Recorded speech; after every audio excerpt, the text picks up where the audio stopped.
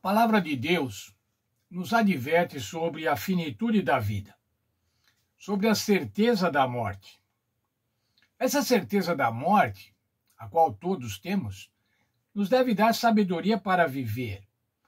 Porque na morte, conforme diz a Bíblia, não há mais planos, não há mais realizações, não há mais projetos. A finitude da vida, irmãos, é uma condição que os jovens raramente pensam. Mas quando você vai ficando mais velho, e os tempos vão passando, e você passa dos 50, 60, 70, 80, você sabe que a morte se acerca. E você tem convicção da finitude da vida. Muitas vezes a gente vê situações de desastres, situações terríveis, onde a finitude da vida se dá com pessoas jovens, mas normalmente nós temos essa consciência, tomamos essa consciência quando estamos mais velhos.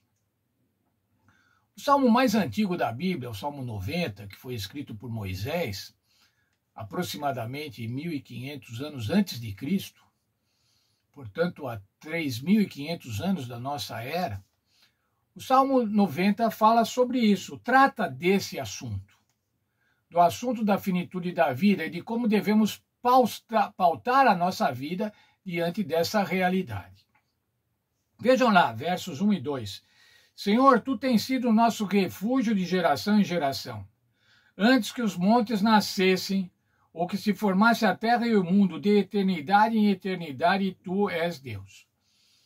Moisés começa aqui, irmãos, declarando que o Senhor é o refúgio, o Senhor é a morada e o Senhor é eterno. O Senhor cuida do seu povo eternamente. Mas ainda, irmãos, veja lá o verso 4. Pois 1000 anos aos teus olhos são como o dia de ontem que passou, e uma vigília como a vigília da noite. O que era uma vigília, irmãos? Uma vigília era o plantão do sentinela. E a vigília da noite durava aproximadamente 4 horas. E Moisés está falando assim, 1000 anos para Deus são como a vigília da noite, 1/6 do dia. Veja, dada a grandiosidade de Deus.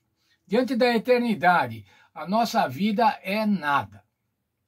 Ainda que falemos que vivemos bastante, muitos anos, alguns chegam agora, atualmente, até 100 anos. Mas diante de Deus, irmãos, diante da eternidade, isso não é nada. Veja só, agora ainda Moisés falando sobre os nossos problemas, as nossas iniquidades, os nossos pecados. Verso 8. Diante de ti, puseste as nossas iniquidades e os nossos pecados ocultos à luz do dia. E agora no verso 13 e no verso 14, ele clama, volta-te para nós, Senhor, até quando? Tem compaixão dos teus servos. Sacia-nos de manhã com o teu constante amor, para que nos regozijemos e nos alegremos todos os nossos dias. Moisés está falando aqui dos pecados, das iniquidades que nos afastam de Deus, mas por outro lado ele está falando da misericórdia de Deus, do Senhor voltar-se para nós, do Senhor nos dar bênçãos, nos dar constante amor. Veja, irmãos, constante amor. Mas falando sobre a brevidade da vida, veja lá, todos os nossos dias, estou lendo o verso 9 e o verso 10, todos os nossos dias vão passando, na tua indignação, acabam-se os nossos anos como um conto ligeiro. A duração da nossa vida é de 70 anos, e se alguns pela robustez chegam a 80 anos, o melhor deles é canseira e enfado, pois os anos passam rapidamente e nós voamos. O tempo voa, irmãos, a gente está acostumado a ouvir essa frase. O tempo voa. Os anos voam. A nossa vida voa. Moisés está dizendo aqui, olha, quando se vive bastante, se vive até os 80, mas quando você vive até os 80, ou passa dos 80, invariavelmente, irmãos, esse restante de vida, esse finzinho da vida, que pode durar alguns anos ou até algumas décadas, é de canseira e enfado. No verso 11, agora ele diz assim: quem conhece o poder da tua ira? Isso quer dizer o seguinte, irmãos, ao longo da história, ninguém ainda viu a ira de Deus com relação ao pecado.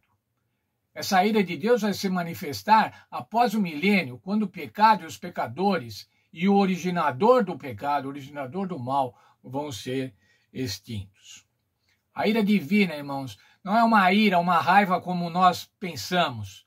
Estou irado, estou com raiva. Não, a ira de Deus é a sua oposição, a sua total oposição contra o pecado. A sua incompatibilidade com o pecado. O Senhor não pode compactuar com o pecado. E ele então manifestará a sua ira contra o pecado e pecadores. Mas veja o verso 12. Ensina-nos a contar os nossos dias, de maneira que alcancemos o coração sábio. Esse é o verso para memorizar da nossa lição. Ensina-nos a contar os nossos dias. Primeiramente, irmãos, contar um a um. Eu estou contando aqui, irmãos, os meus anos. Esse ano é o 74º.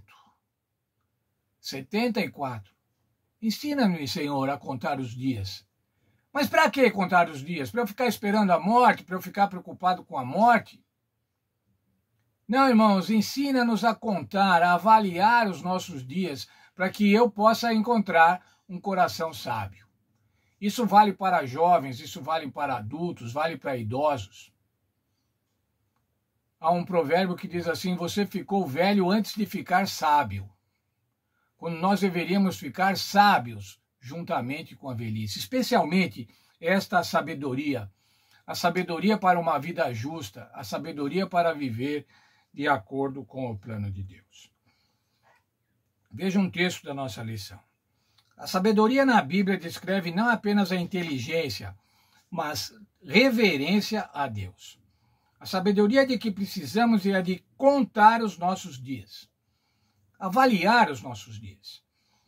Se podemos contar os nossos dias, isso significa que são finitos, que são limitados e que sabemos disso. Viver com sabedoria significa viver com a consciência de que a vida é transitória, o que leva à fé e à obediência. Essa sabedoria é adquirida somente pelo arrependimento e pelos dons divinos de perdão, compaixão e misericórdia, conforme vimos no Salmo 90, nos versos 13 e 14. Arrependimento e perdão, por conta da misericórdia do Senhor Deus. Salmo 90, 17 diz assim: seja sobre nós a tua graça. A graça do Senhor sobre nós, irmãos, somente a graça do Senhor sobre nós é que pode nos libertar do pecado, pode perdoar os nossos pecados e nos aproximar de Deus. Ainda um texto da lição para concluir. Nosso problema fundamental não decorre do fato de que somos criados como seres humanos, mas o pecado e do que esse operou em nosso mundo.